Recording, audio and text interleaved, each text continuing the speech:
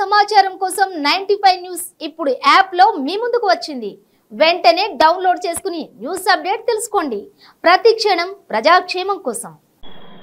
Welcome to 95 news. ప్రతిక్షణం ప్రజాక్షేమం కోసం. నేను మీ మాధురి. ఈ రోజు మనం గాంధీ భవన్ లో ఉన్నాము. మనతో పాటు ఉన్నారు సీనియర్ స్పోక్స్ పర్సన్ నరేంద్ర గారు. వారితో ఇప్పుడు మాట్లాడేద్దాము. వారితో పాటు ఇక్కడ కొంతమంది కార్యకర్తలు కూడా ఉన్నారు. వారందరితో మాట్లాడే ముందుగా నరేంద్ర గారితో మాట్లాడేద్దాము. నమస్తే సార్. సార్, యాక్చువల్గా అంటే ఈరోజు హాట్ టాపిక్ ఏంటి అంటే రైతులపై కక్ష కట్టింది కాంగ్రెస్ అట. మీరేమంటారు దాని గురించి? మేము కక్ష కట్టినాం. ఉచిత కరెంటు వాళ్ళు ఇచ్చి లగిచ్చిండా? ఉచిత కరెంటు 24 గంటల కరెంటు రాజశేఖర్ రెడ్డి ఉన్నప్పుడు అసెంబ్లీలో కేసీఆర్కు ఒప్పుకున్నాడు. అధ్యక్ష, ఈ ఉచిత కరెంటు 24 కరెంటు ఇది రాజశేఖర్ రెడ్డి ఇచ్చినది, మేము దీని గురించి టీఆర్ఎస్ డబ్బా కొట్టుకోమని ఆయన అన్నడా లేదా? ఓటు తిందా? కరెంట్ అన్నారు కాబట్టి ఇది అడుగుతున్నాను. మళ్ళీ వాళ్ళే ఇవ్వాలంటున్నారు. మేడం, రైతులదే చెప్తున్నా నేను. రైతులకు 24 గంటల కరెంటు మేము ఇచ్చినాం, ఈయన ఇయ్యలే. పోతేంది మా వాళ్ళు దీన్ని పబ్లిసిటీ చేయలే. వీళ్ళు కాంగ్రెస్ కనుక వచ్చిందంటే వాళ్ళు 24 గంటల కరెంటు తీసేస్తారు, నీళ్లు కూడా తగ్గిపోతుంది, నీటి పారుదల కూడా, ఇవన్నీ చెప్తున్నారు. మీరు ఏమంటారు దాని గురించి? ఇప్పుడు మేడం 24 గంటలు అయితే మేమే ఇచ్చినాం. అది ఒకటి. ఎప్పుడైతే రైతులకు వ్యతిరేకంగా బిల్ పార్లమెంట్లో అదానీ గురించి బీజేపీ వాళ్ళు పెట్టిర్రు, అప్పుడు టీఆర్ఎస్ వాళ్ళు కూడా తూపిరు కదా. రైతులు పంట పండించి అదానికి ఇవ్వాలంటే అవ్వన్నాడు. 700 మంది చచ్చిపోయారు రైతులు. 13 నెలలు ఉద్యమం నడిచింది హర్యానా బార్డర్ మీద. తర్వాత బిల్ వాపస్ తీసుకున్నాడు ఓలు నరేంద్ర మోదీ. అప్పుడు ఎందుకు సమర్థించారు రైతులకు వ్యతిరేకంగా? వీళ్ళు రైతుల ద్రోహులు, వీళ్ళు కాంగ్రెస్ వాళ్ళు కాదు. రైతులకు మెయిన్ విలన్ ఎవరో తెలిసిందట కాంగ్రెస్. అదే ఒకప్పుడు రైతుల దగ్గర ఉన్న భూములు బుక్కులు గిన అన్ని గిరివి పెత్తందారులే పెట్టుకుంటుండే.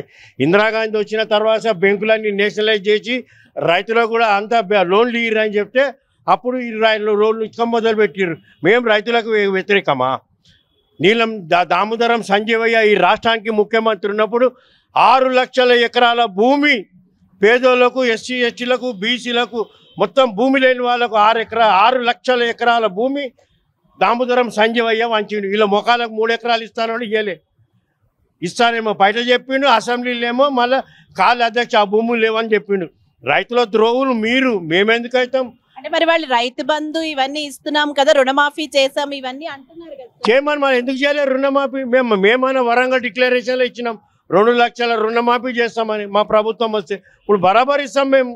అది మమ్మల్ని చూసే కాపీ కొట్టారని వాళ్ళు అంటున్నారు. ఆయన చూసి కాపీ కొట్టినాం. ఇది ఇందిరాగాంధీ ఉన్నప్పుడు ఎన్నో రైతులకు మాఫీ చేస్తామని ఆమెనే చెప్పింది. ఇంకా మమ్మల్ని చూసి ఆయనే కొట్టిండా.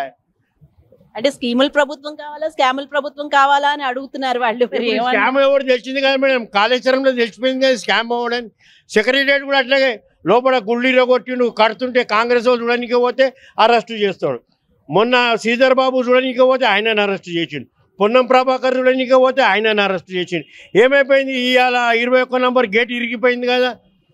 దాని గురించి చెప్పండి సార్. యాక్చువల్గా మరి ఇప్పుడు అది కాదు మేడం, నిన్న కేటీఆర్ ఏమన్నాడు? 11 సార్లు ఈ కాంగ్రెస్కు అవకాశం ఇచ్చిన ఆంధ్రజ్యోతిలో వచ్చింది. ఏం చేసిరు ఈ రాష్ట్రానికి అంటున్నాడు.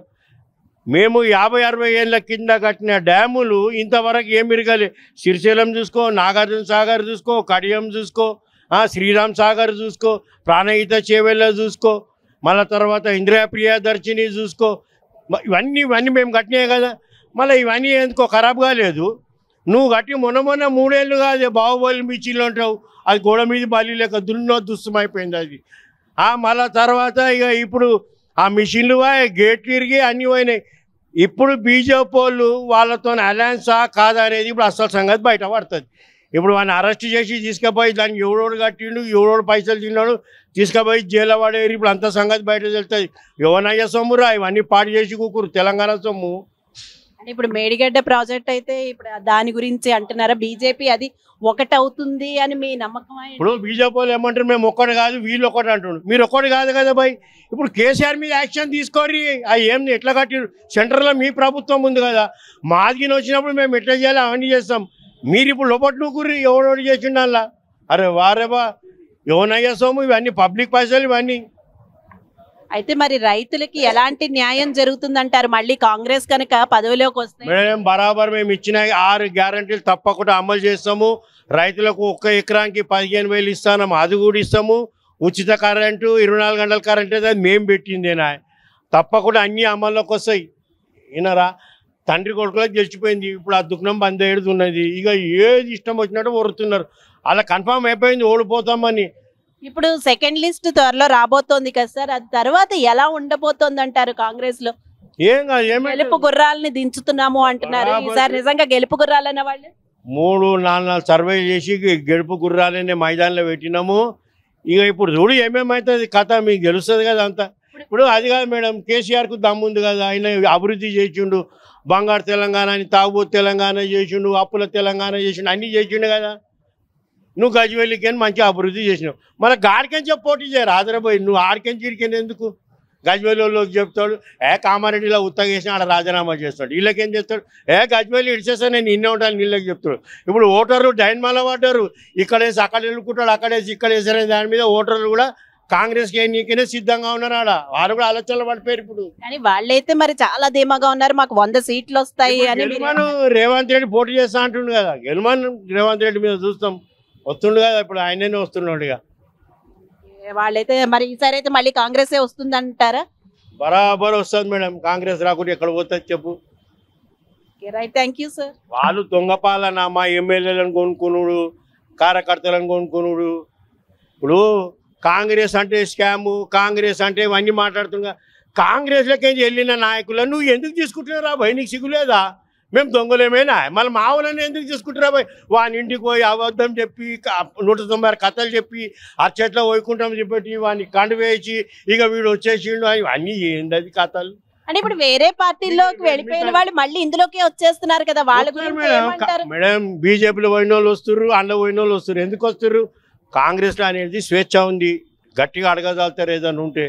అందులో కూడా అడుగుతారు మేడం, అది కుటుంబ పార్టీ, అదేమో మొత్తం బీజేపీ మొత్తం అది ఢిల్లీ పార్టీ అని అన్నట్టుగా కానీ ఎస్సీ ఎస్టీ బీసీలో ఏం నడవదు. అందులో అందరు పోయిన వాళ్ళు అందరికి వస్తుర్రు, చూస్తున్నా కదా, రోజు ఒకరు వస్తూనే ఉన్నారు. మరి బీజేపీ గురించి ఏమంటారు సార్? వాళ్ళు కూడా యాక్చువల్ గా అధిష్టానం నుంచి అమిత్ షా వచ్చి సభలు పెడుతున్నారు, అటు అన్ని సౌకర్యాలు కలిగిస్తాము మేము కూడా అని అంటున్నారు. మేడం బీజేపీ వాళ్ళు ఏడాదికి 2 కోట్ల మంది కొలుస్తానారా?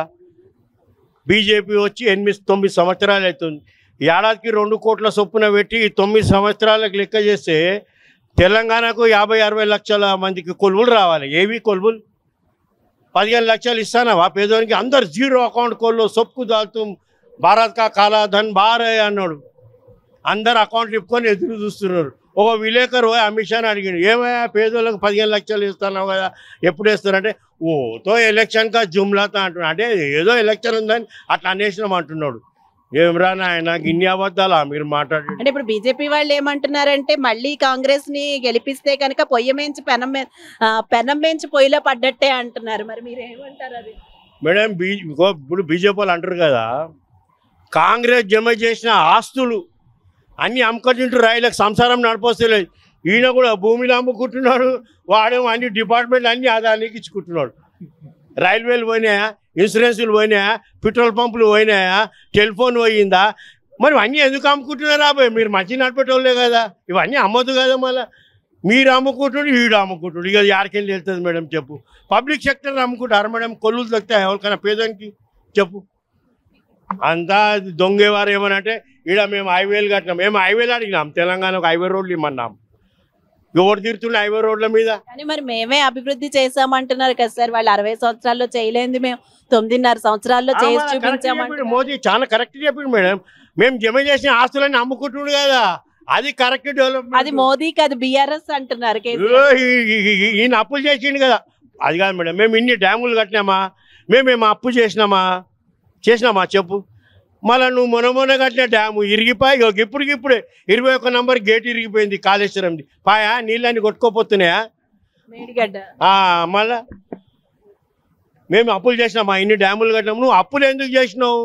ఇప్పుడు కాంగ్రెస్ పార్టీకి మెయిన్ డిమాండ్ ఒకటి మేడం, 5 లక్షల కోట్లు అప్పు చేసినావు కదా, ఈ ఎందుకు చేసినావు అనేది నువ్వు శ్వేతపత్రం రాసి తెలంగాణ ప్రజలకు చూపెట్టు. నువ్వు ఎందుకు చేసినావు 5 లక్షల కోట్ల రూపాయలు? 5 లక్షల కోట్లు అంటే ఎంత తెలుసా మేడం? 500 నోట్లు 50 DCMలలో పెడితే అంత అమౌంట్ అవుతుంది. ఆ 50 DCMల పైసా యాడిపోయింది, ఎవరింట్లో పెట్టినావు, అదంతా శ్వేతపత్రం రిలీజ్ చేయాలి టీఆర్ఎస్ వాళ్ళు. మరి బంగారు తెలంగాణ బంగారు తెలంగాణ చేయడానికి వాడేమంటే ఏం చెప్తారు? బంగారు తెలంగాణ తావో తెలంగాణ చేసి ఇంకా బంగారు తెలంగాణ అయింది మేడం. ఏడ చూడు చిల్లర దుకాణం లేక కుక్కుడ పెట్టిరు తాపిస్తుర్రు. తావో తెలంగాణ, నిరుద్యోగుల తెలంగాణ అయిపోయింది. ఉరి పోసుకొని చచ్చిపోతున్నారు. అన్ని అబద్ధాలు నోరిపితే దళిత బంధు అందరికి ఇచ్చిండా, బీసీ బంధు ఇచ్చిండా, మైనారిటీ బంధు ఇచ్చిండా. మొన్న బీసీలకు 1,00,000 రూపాయలు ఇస్తున్నాడు.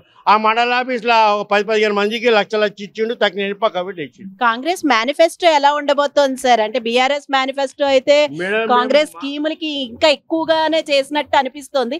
ఈ మేనిఫెస్టో ఎలా ఉండబోతోంది? ఇప్పుడు మేము పెట్టిన దానికి అన్నిటికీ 1,000 రూపాయలు ఎక్కువ చేసిండు. మేము 15,000 ఇస్తానే 16 అన్నాడు. మేము 4,000 పెంచినంటే 4,016 అన్నాడు. అన్నీ మా కాపే అవన్నీ ఆయన కొట్టింది. విన్నావా? ఏం లేదు. అది ఆయన బంగారం ముద్దిస్తానే జనాలు నమ్మరు. ఇప్పుడు అది మాత్రం పక్క. బట్ ఈ మేనిఫెస్టో ఎలా ఉండబోతోంది అంటారు? ఏదైనా కొంచెం క్లూ ఉందా మేడం? ఇప్పుడు మా మేనిఫెస్టో ఇవి వేరే వచ్చేటి వస్తాయి. 6 పథకాలు మాత్రం గ్యారెంటీ మేము చెప్పినాడు. అది అమలుకు వస్తుంది, అది వచ్చి తీరుతుంది. Okay right, thank you sir.